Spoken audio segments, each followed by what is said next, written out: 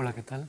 Bienvenidos nuevamente a esta última sesión de introducción a los negocios internacionales.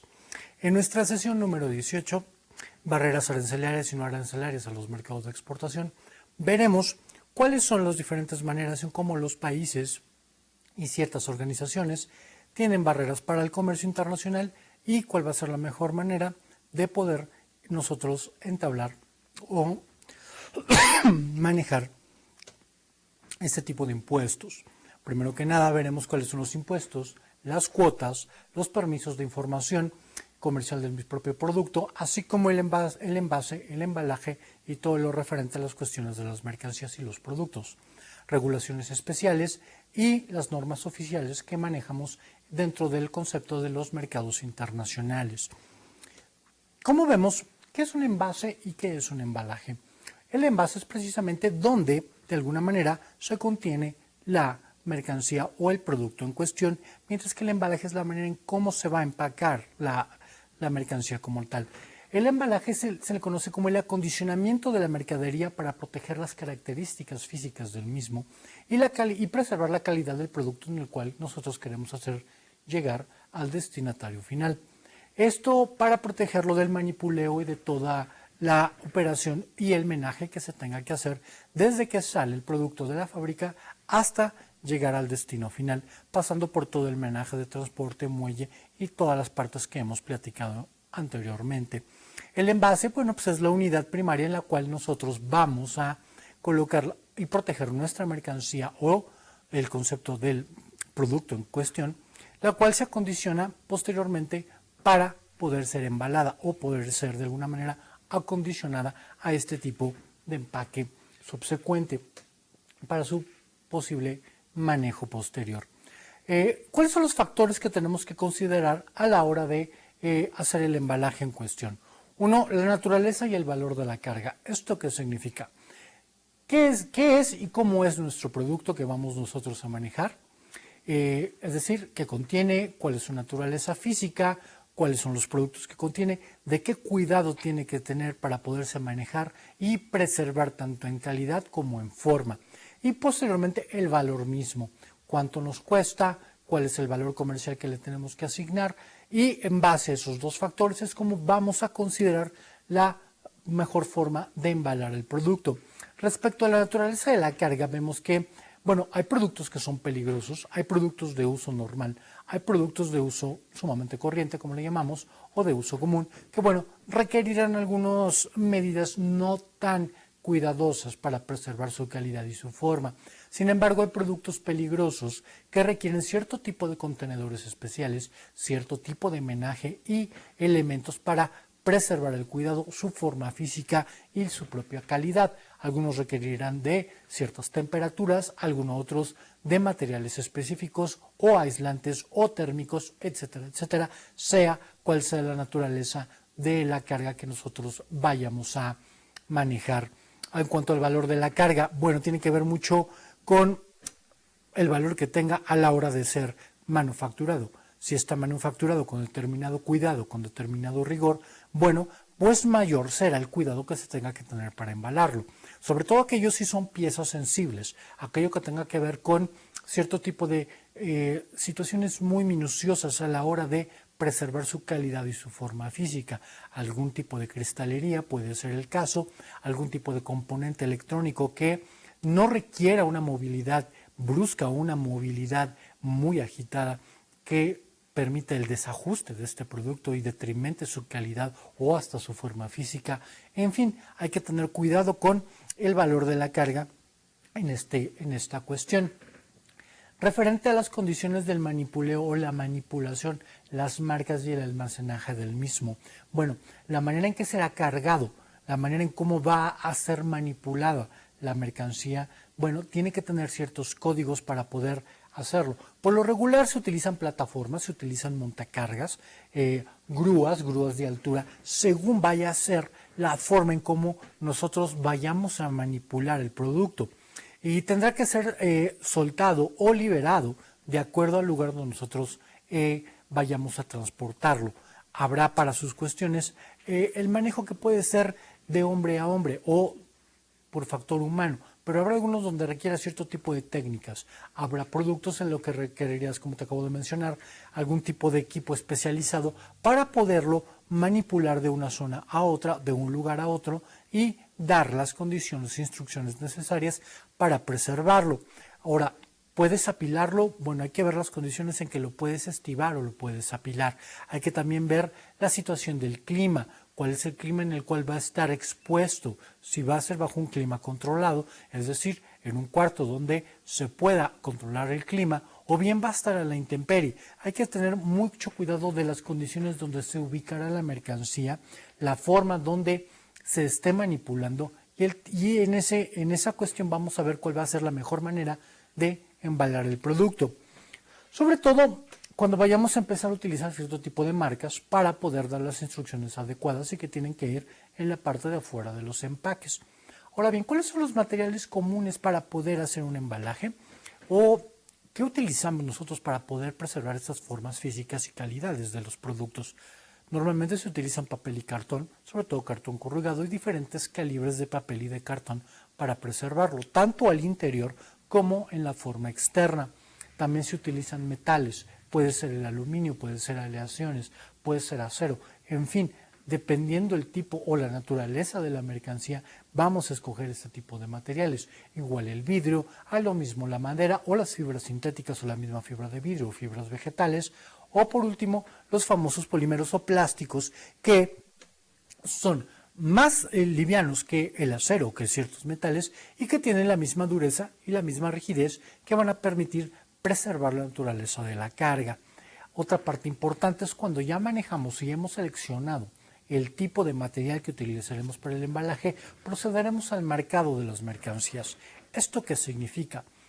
Son las instrucciones que nosotros damos con cierto tipo de códigos ya establecidos de manera internacional en algunas partes para señalar cuál va a ser de alguna manera la forma de manejarlo, la manera de operarlo, la manera en cómo se tiene que desplazar el producto a la hora de manejarse para cargarlo, descargarlo o bien simplemente transportarlo de un lugar a otro.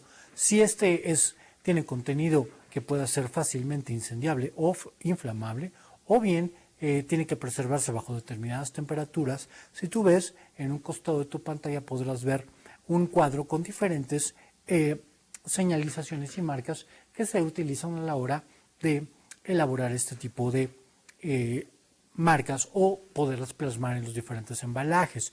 Debe estar debidamente marcado a fin de que quienes lo manejen durante el transporte pues tengan una idea clara de qué es lo que están manejando y cómo lo están manejando. La idea de las marcas es un concepto interesante. El marcado es la forma de identificar cada pieza de la carga. Es la manera en que ésta llega a su destino de forma óptima y de manera pues bastante bien. Y sus características, bueno, siguen ciertos estándares internacionales. Los estándares internacionales es parte de la tabla que te mostré hace un momento y que bien, de acuerdo al sistema métrico, pues deberá siempre usarse de una manera cotidiana, de acuerdo al país de destino y siguiendo las normas y estándares de calidad correspondientes, por su misma localización, por la forma en donde están distribuidos, etcétera, etcétera. ¿Hay costos en el mercado? Bueno, sí hay costos en el mercado, en el mercado de las piezas, perdón, y esto tiene que ver con qué, con los materiales a utilizar, si es pintura indeleble, si de alguna manera son rótulos, son placas, en fin, aquello con lo que nosotros vayamos a marcar el embalaje de nuestra mercancía, el equipo y la maquinaria para la pintura, los rótulos, la mano de obra, son factores que tenemos que considerar y que vamos a utilizarlos, bueno, al final en la sumatoria de todo lo que utilizamos para poder tener nuestro producto. Las recomendaciones que tienen que ser con la legibilidad, es decir, que sea claramente visible, que pueda ser legible y entendible, que sea indeleble, es decir, que bajo ciertas condiciones de temperatura no se pueda borrar. ¿Dónde se localiza? Son aquellas flechas, aquellas partes, aquellos logotipos donde nos dicen dónde se localiza. La suficiencia, es decir, hasta dónde está el producto, es decir, hasta dónde llega el límite del producto y la parte que rebasa. La conformidad, es decir, dónde está conformado, de qué forma está la parte neta. Los tipos de marcas que vamos a utilizar, ¿sí? De aquello tiene que ver mucho con la coordinación que se tenga que hacer. Si vamos a seguir lo que marca la Asociación de Manejo de Mercancías establecida en Chicago, o bien si vamos a escoger otro tipo de elementos que deben figurar en las marcas. ¿Sí? Hay diferentes cosas que hay que ver. Sobre todo cuando etiquetamos nosotros o marcamos nuestra mercancía, es precisamente para darle una mayor información a quienes los van a manejar y de esa manera ser nosotros más cuidadosos a la hora de transportarlo. No hay que obviar esto es muy importante, ya sea que seamos exportadores, ya seamos que seamos importadores, o bien simplemente nos dediquemos a la parte intermedia del mercado internacional, es decir, a ser intermediarios con respecto a los intercambios de bienes y servicios. Hay que ser muy cuidadoso con esto, no hay que obviar las marcas, es algo que nos va a permitir identificar perfectamente qué es lo que tenemos y cómo tenemos que manejarlo. Ahora bien, tenemos otro punto muy importante. Una vez que ya entendimos cómo es el proceso aduanal, cómo tiene que ver el manejo de las mercancías, cómo se empacan, cómo se etiquetan, bien, procedemos a lo siguiente. Hay barreras arancelarias y no arancelarias. A final de cuentas, ¿esto qué significa? Un arancel, a final de cuentas, pues es un impuesto aplicado a ciertos bienes de consumo o ciertos bienes importados hacia una nación determinada. ¿Esto qué significa? Con el fin de proteger una industria local o de darle de alguna manera algún tipo de beneficio a algún fabricante local para que no determine de alguna manera el equilibrio de la balanza de pagos o algún otro tipo de desajuste en una economía interior. Estos tipos de aranceles son aplicables a determinadas mercancías con determinados fines. Uno de ellos, bueno, como lo acabamos de mencionar, pero otros tienen que ver precisamente con el impulso a la parte macroeconómica. Las barreras arancelarias, bueno, pues son los impuestos que se deben pagar en países importadores y exportadores en ciertas aduanas a la entrada de ciertos productos o a la salida de determinadas mercancías, dependiendo del destino.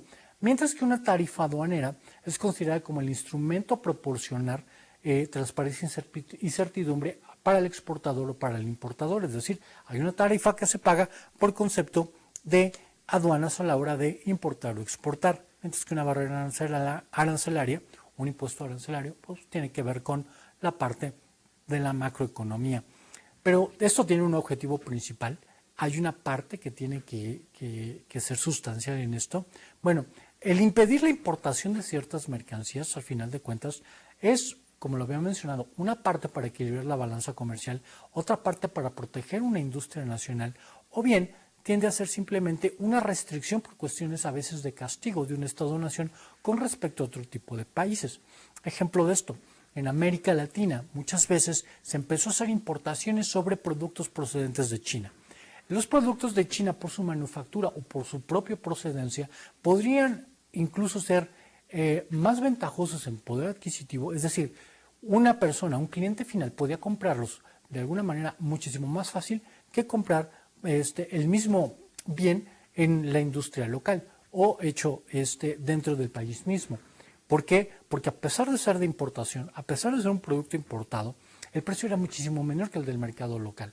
Al ver esto, muchos países empezaron a poner restricciones a todas las mercancías o mercaderías venidas de China o de importación china, lo cual hacía que pagaran hasta 5 o 6 veces el valor del producto comercial para poderse introducir a un mercado local. Esto desincentiva de alguna manera las exportaciones o importaciones de China, protegiendo de alguna manera el mercado local. Ya que esto, ¿qué significaba? Bueno, el tener precios más bajos por concepto de bienes importados y alterar de alguna manera la economía local, pues tenía ciertas condiciones de desajuste a la hora de equilibrar el mercado.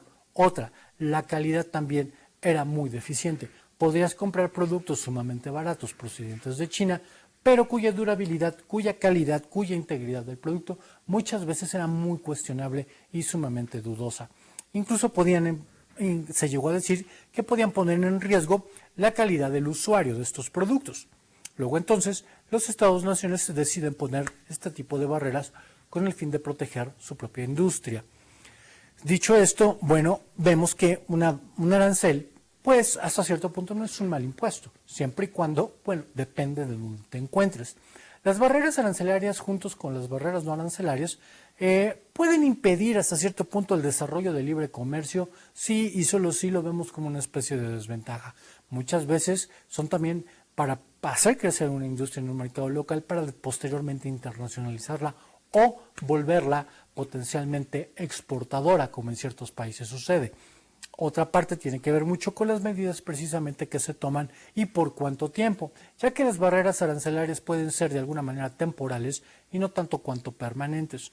Esto depende también de la balanza de pagos, de los rublos y los índices que se estén manejando al interior de una economía. Pero el fin último al final es proteger una industria, proteger la parte macroeconómica de un Estado-nación. ¿Cuántos tipos de aranceles podemos tener? Hay un arancel de valor agregado, que se llama también de valorem o ad valorem. Existe el arancel de renta y bueno, el arancel de valor agregado pues no tiene que ver mucho con el porcentaje que se le da a una mercancía con respecto a la moneda comercial internacional. Es decir, el valor como tal más 10 centavos de la moneda de uso comercial internacional. Mientras que el arancel de renta es una serie de tarifas que se designan fundamentalmente para recaudar fondos para un gobierno determinado. Es decir, todo producto que se importe o que se exporte, pero mucho más cuando se trata de importación, se le va a poner un arancel por conceptos de recaudación para el propio Estado ex profeso, sin tener de alguna manera algo o alguna diferencia más. O se establece para un cierto sector determinado. Un ejemplo que te pongo aquí es el ejemplo del café, donde a la importación del café se le pone un arancel de renta por concepto de que el gobierno lo cobraba exclusivamente bajo ese sector, ¿no? Es decir, recaudar una tarifa estable para el gobierno dependiendo del alto volumen de importación o el alto volumen de exportación que se tenga de este producto. Hay un arancel proteccionista, que es del que más se habla, sí, que es usado para, pues de alguna manera, inflar los precios de determinados productos procedentes del extranjero de manera intencionada y protegiendo una industria local, como el ejemplo que te acabo de poner de los productos de procedencia china. Este tipo de arancel proteccionista, pues tiene como finalidad no tanto imponer un castigo, pero sí una restricción a determinado tipo de importaciones por una zona determinada, y que tiene que ir de acuerdo con el proceso de la moneda comercial en cuestión, sí, en cuestión de la propia también inflación internacional. Esto puede parecer un poco complejo, pero un arancel proteccionista tiene que ver mucho precisamente con la parte que tú coloques, sí, en el caso que te toque estar dentro de la parte gubernamental, de restringir completamente la entrada de determinados productos y si se permite con un porcentaje muy alto de impuesto. Hay un arancel convencional que es una tarifa arancelaria regular, una tarifa que es determinada en consecuencia a los tratados bilaterales que se tienen o a los tratados regionales que se tienen con el fin de establecer, bueno, una tarifa única o simplemente un impuesto generalizado para preferencias o para ciertos sectores industriales exclusivos y que, bueno, tiene que ser de alguna manera con el fin de agilizar y que existe un flujo más dinámico de ciertas mercancías o de ciertos sectores comerciales. Como hemos visto, hay determinados tipos de aranceles, no todos son iguales, no todos tienen la misma tendencia ni la misma, ¿cómo llamarlo?, horizontalidad a la hora de ser cobrables, pero todos son necesarios. Alguien diría, bueno, pero ¿por qué tenemos que pagar determinado tipo de impuestos a la hora de hacer este tipo de intercambio de mercancías? Porque de alguna manera esto va a ajustar no solamente el equilibrio del mercado, sino va a ser más justa la parte del intercambio. Hay que buscar en los mercados internacionales un equilibrio de lo que le llamamos el fair play, ¿sí?, el juego limpio entre la cuestión de los negocios. Si alguien de alguna manera vende por abajo de los precios internacionales, generando una mayor ventaja con respecto a una zona geográfica determinada, los aranceles nos van a servir precisamente para poder equilibrarlo. El ejemplo más claro son los productos de ascendencia china o de procedencia china. Otro tanto tiene que ver con aquellas economías emergentes que al poner aranceles de exportación o aranceles de importación, como lo estamos viendo en este momento, sí, van a proteger no solamente su industria, sino la van a empezar a impulsar. Un arancel de exportación tiene que ver mucho con los volúmenes ante los cuales se va a exportar y que puede proceder posteriormente a un arancel de renta. O bien, tiene que ver con los tipos empleados de alguna manera con el hecho de generar mayores fondos públicos. El arancel a la importación, que es empleado por lo general en todos los países, bueno, esto tiene que ver mucho con la parte que nosotros queramos, en la parte del sector gubernamental, lo que nosotros tratemos de hacer con eso. Es decir, como nosotros manejamos aranceles a la importación con la finalidad de equilibrar la parte del intercambio de las mercancías, protegiendo aquellas que tengan de alguna manera un acuerdo con determinados países, en el caso de México, que tiene una serie de tratados de libre comercio o de acuerdos bilaterales, con respecto a aquellos que no los tiene. Luego, los aranceles de importación, pues de alguna manera ayudan a proteger este tipo y a beneficiar a aquellos que tengan determinado tipo de acuerdos. El arancel de valoración es otro arancel que de alguna manera consiste en un sistema de tributación o en el sistema de tributación de las mercancías según el valor del tipo de arancel ad valorem, es decir, de acuerdo al valor. Es decir, aquel que tributa más el artículo del valor, por lo tanto es el sistema que ofrece mayor justicia tributaria. ¿Esto qué es? Pues que coloca y compensa a sí mismo la parte de la cuota que se tenga con respecto al valor y el valor comercial de la mercancía. El arancel diferencial es el sistema tarifario cuyo fin es otorgar ventajas preferenciales a los países que han tomado parte en un acuerdo. ¿Esto qué significa? Un arancel diferencial es aquel que establece un grupo de países determinado con acuerdo o ayuda de diferentes cámaras y sectores industriales o sectores comerciales y empresariales para agilizar o tasar y ser justo en el intercambio de bienes y mercancías a la hora de hacer comercio internacional.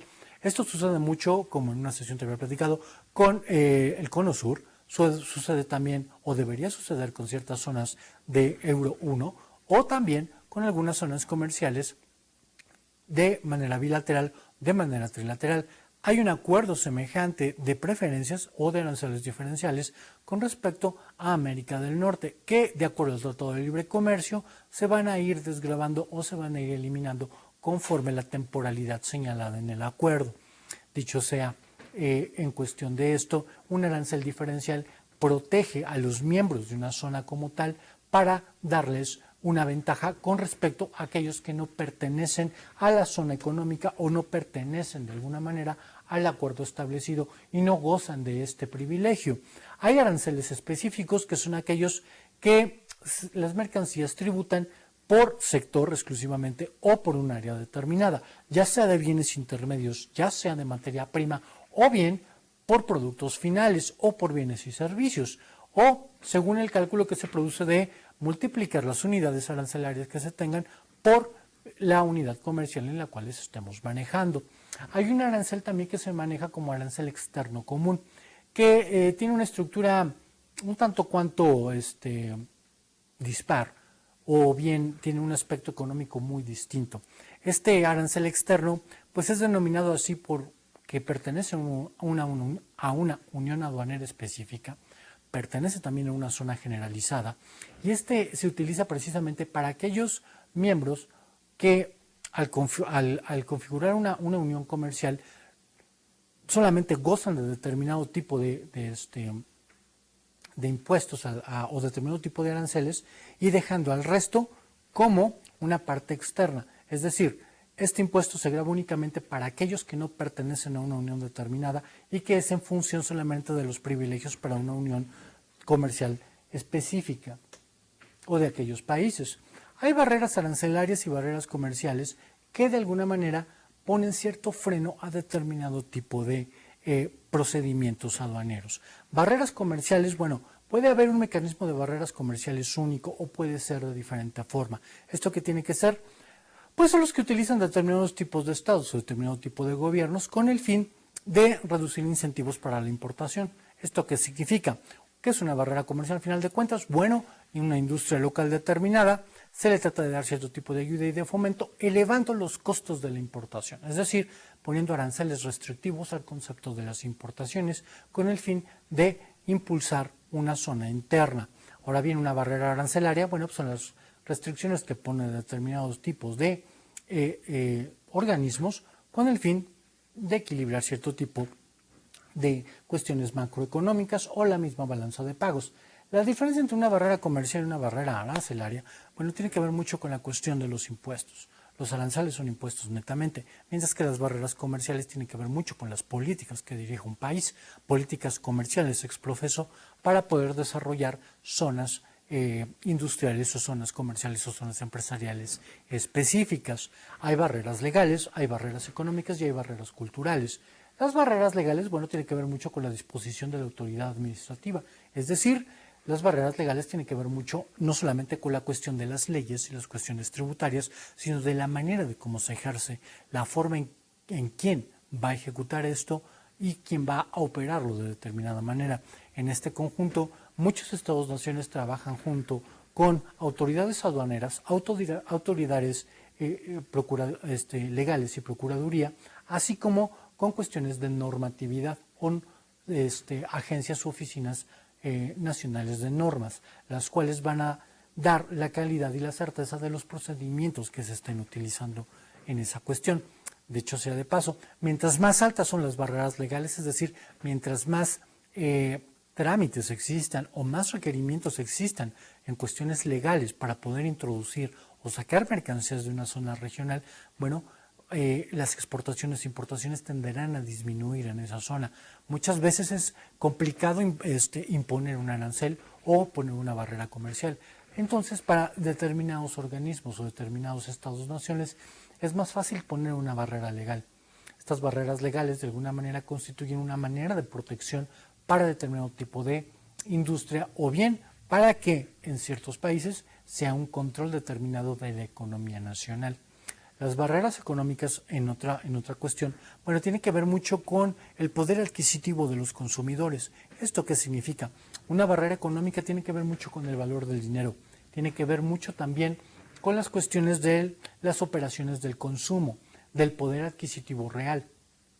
¿Esto qué significa? En determinado momento en cuestiones de comercio internacional, que si la falta de circulante, que si bien los procedimientos en cuestiones bancarias o bien la liquidez que se pueda tener al interior de una sociedad no es precisamente de lo más dinámico, esto constituye una barrera económica, lo cual puede permitir que de alguna manera existan cierto flujo de bienes y servicios, pero el desplazamiento en los mercados internos se verá restringido, lo cual, bueno, tendrá cierto tipo de mermas o mermas muy grandes a la hora de comercializar determinados productos, no porque no exista la suficiente oferta, no porque no exista quien los demande, sino porque no existen las condiciones adecuadas para poder adquirirlos o para poder hacerlos llegar a él.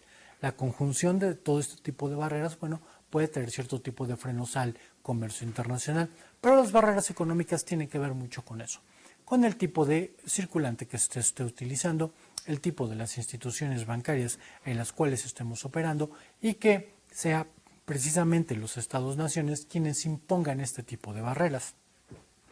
Algún aspecto no por ello menos importante, pero que puede ser vital para determinados mercados, bueno, son las barreras culturales.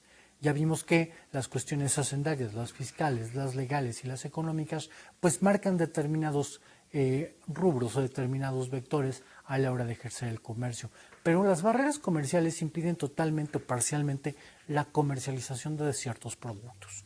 ¿Esto qué significa? Si de alguna manera existen las condiciones para poder entrar en un mercado, pero culturalmente la gente o nuestro mercado meta no lo acepta o por cuestiones netamente de raza o netamente de cultura o social no es permitido, no es aceptado o simplemente carece de información, bueno, este producto tenderá a ser detenido, tenderá a una lenta, a un desplazamiento muy lento y por lo tanto pues creará cierto tipo de constricción. En este caso la barrera cultural es algo que se suma a todo lo demás que podemos tener en cuestiones de barreras. Hay barreras no arancelarias, en este caso estas son barreras no arancelarias. Hay también las cuestiones que tienen que ver por el uso de los gobiernos, que son los que pues ponen las leyes, son los que ponen las reglas de cómo se tiene que efectuar el comercio, tanto al interior como entre otros estados-naciones, y es decir, al exterior, por organismos no gubernamentales o bien gubernamentales,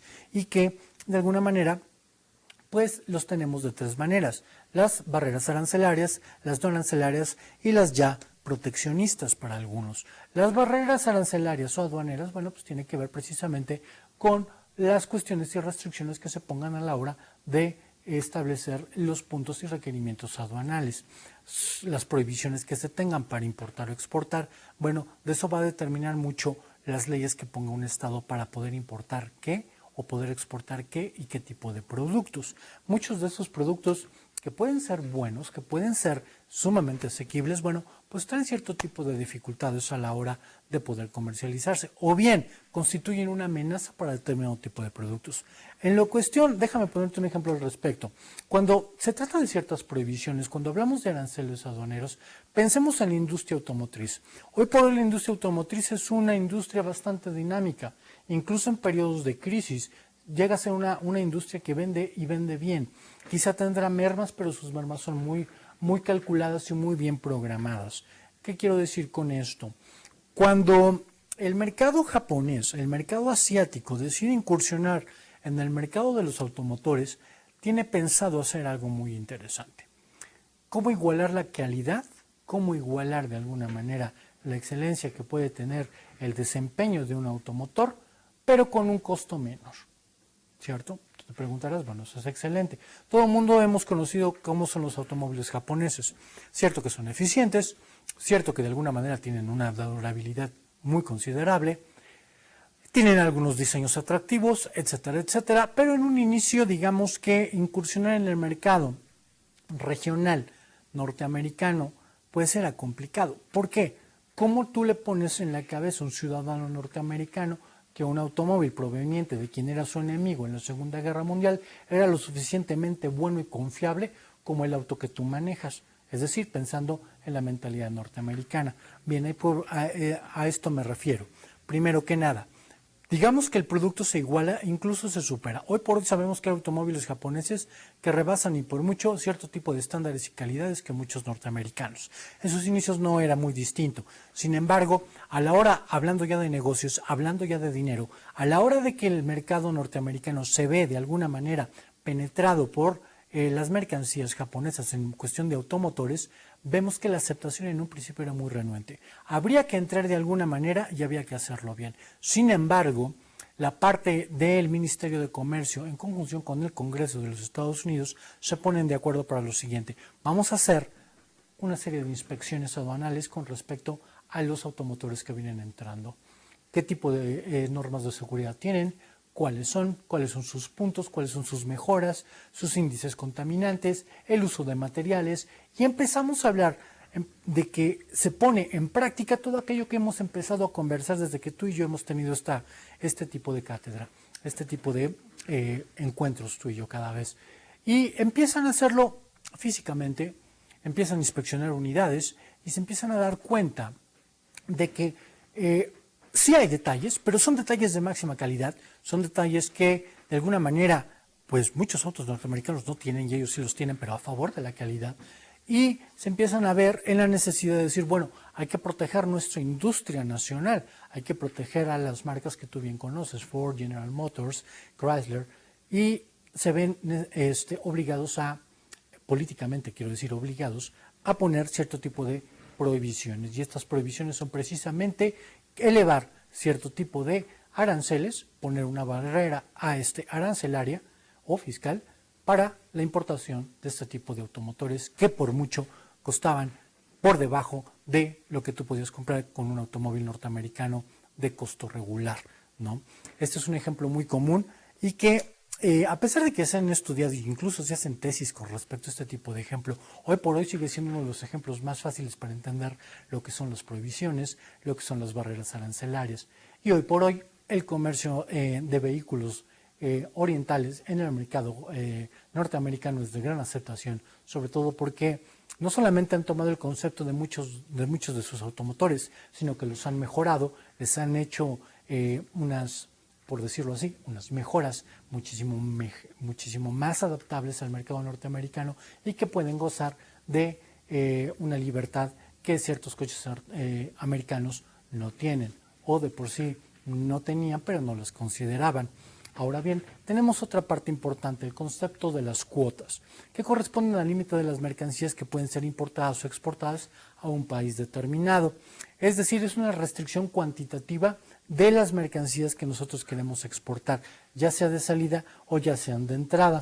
Y esto se hace con el fin de también tener un tope respecto a las mercancías que se van a importar de determinado tipo de país o por concepto de materiales para la industria de la transformación, es decir, para el concepto de materia prima. Si hay materia prima que de alguna manera en un mercado local exista, pero hay una materia prima igual, pero de mejor calidad, y se le es al fabricante mejor traerla del extranjero que utilizarla local, bueno, puede hacerlo, pero con determinado nivel. Rebasando ese nivel, hay una cuota diferente. A esto se refiere la cuestión de las cuotas y de los cupos en cuestión de la importación y la exportación.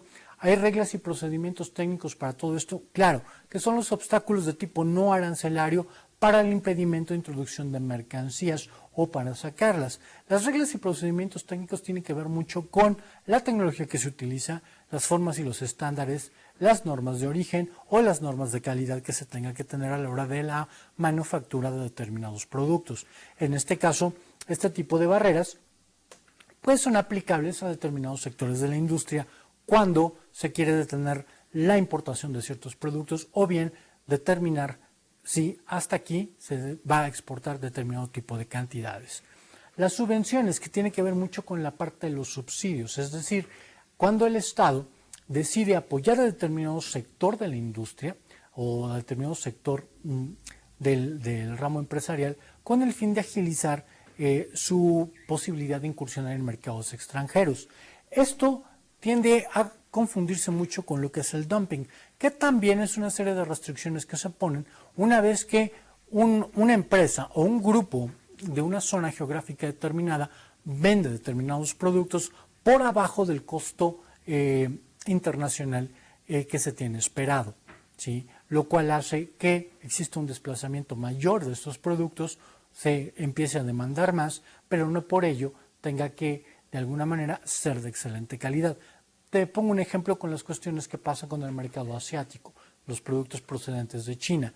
Cuando hacen dumping, cuando venden por abajo del precio comercial internacional y que de alguna manera son de fácil acceso. Ahora bien, ¿se castiga esto? Claro, se castiga imponiendo barreras comerciales arancelarias muy altas. Es decir, hay una subvaloración del producto. Bueno, se le pone una barrera mayor con respecto al valor que se tiene de la mercancía, tanto comercial como en factura de procedencia.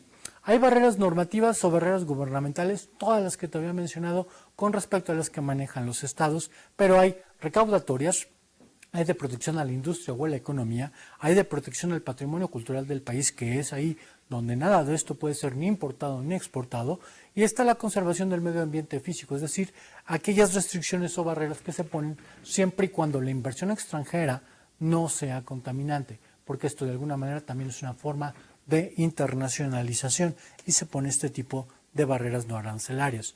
En cuanto a barreras no arancelarias, en cuanto a barreras no arancelarias, es decir, no de corte fiscal, tenemos una que es de protección administrativa, otra que tiene que ver con la protección técnica y otras que son de plano barreras de tipo cultural. Las de protección administrativa es cuando existe una relación directa entre las barreras no arancelarias que te venía yo manejando y el sistema de derecho administrativo, es decir, la forma en cómo se opera y cómo se llevan ciertos trámites a la hora de sacar o introducir mercancías a una zona geográfica determinada. Mientras que la parte de la protección técnica tiene que ver mucho con las patentes, con las normas, con los poderes de publicar cierto tipo de complejidades de lo que está fabricado una mercancía y los procesos productivos que se utilizan para poder llevar las mercancías hacia un destino. Esto tiene que ver mucho con cierto tipo de desarrollo tecnológico.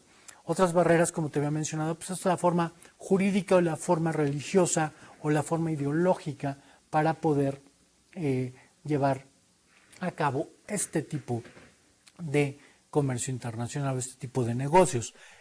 Cabe mencionar que este tipo de barreras es muy común en determinados países y al tener una muy buena, un buen aparato jurídico, un muy buen aparato legal, bueno, pueden echar mano de ciertos recursos de este tipo de barreras no arancelarias para poder equilibrar la balanza del mercado en ciertas partes. Otro punto importante lo configuran las normas oficiales. ¿Qué es una norma oficial? Bueno, una norma oficial es aquella que dictamina una autoridad competente, en este caso un ministerio o una secretaría de Estado, con el fin de dar una autenticidad real del producto y establecer cierto tipo de estándares y una terminología y una clasificación para el manejo de estas mercancías, donde se especifican las cualidades, las medidas, los pesos, las fracciones técnicas, todo aquello que integra un producto y que debe llevar de alguna manera las actividades a las cuales se va a dirigir este tipo de mercancía. Todos los procesos productivos, todos los métodos, todas las instalaciones deben cumplir con una norma de origen o con una norma oficial, perdón. Sí, en este caso, en México tenemos la Dirección General de Normas, que es un organismo desconcentrado de la Secretaría de Economía, que se encarga precisamente de emitir las normas oficiales y la norma oficial mexicana. El gobierno encargado es el encargado de identificar precisamente los riesgos, evaluar si emite o no estas normas oficiales y de alguna manera pues sumar todo este tipo de procesos y una vez que se establecen los estándares, emitir una norma para así poder comercializar o fabricar o manufacturar determinado tipo de bienes y determinado tipo de mercancías. Pero bueno, ¿quiénes dictaminan estas normas oficiales? ¿Quiénes son los encargados de esto? A lo mejor como gente de negocios tú dirás, bueno, pues a lo mejor lo que me importa es obtener la norma, no tanto quiénes la integran. Bueno, al final de cuentas tenemos que saber cuál es el conjunto de todo. Una norma oficial no surge nada más porque se le ocurrió a alguien, sino porque te va a dar una mayor certeza del producto que estás manejando, sino también la información requerida para poder comercializarlo y tener de alguna manera un respaldo mejor al respecto. ¿Quiénes lo integran? Bueno, lo integran académicos, especialistas, sobre todo calidólogos, personas que tienen que ver con la industria, consejos técnicos perfectamente integrados, bueno, y la parte gubernamental correspondiente. En algunos cuerpos pueden ser colegiados y otros simplemente de trabajo de proyecto con el fin de establecer cuáles van a ser las normas para determinados productos y determinados procesos. Hay normas de seguridad y métodos de prueba. Hay normas de eficiencia energética, hay normas para casi todo tipo de rubros. En las cuestiones referidas a normas de seguridad y métodos de prueba, estiman mucho aquellos tipos de empresas que se dedican a el transporte o al manejo de mercancías. Si tú de alguna manera llegas a contratar una empresa que se dedique al transporte, que se dedique al manejo de mercancías y de acuerdo a sus procesos cuenta con ese tipo de normas, pues te dará una mayor seguridad a la hora de contratarla y sabrás que tendrás a alguien que ya fue certificado y que de alguna manera está perfectamente supervisado por cuestiones oficiales. Normas de eficiencia energética pues se refiere precisamente a aquel tipo de normas que se emiten para que se puedan disfrutar de determinados productos y que son amigablemente, son ahorradores de energía o usan eficientemente la energía y son ecoamigables de alguna manera hoy en día.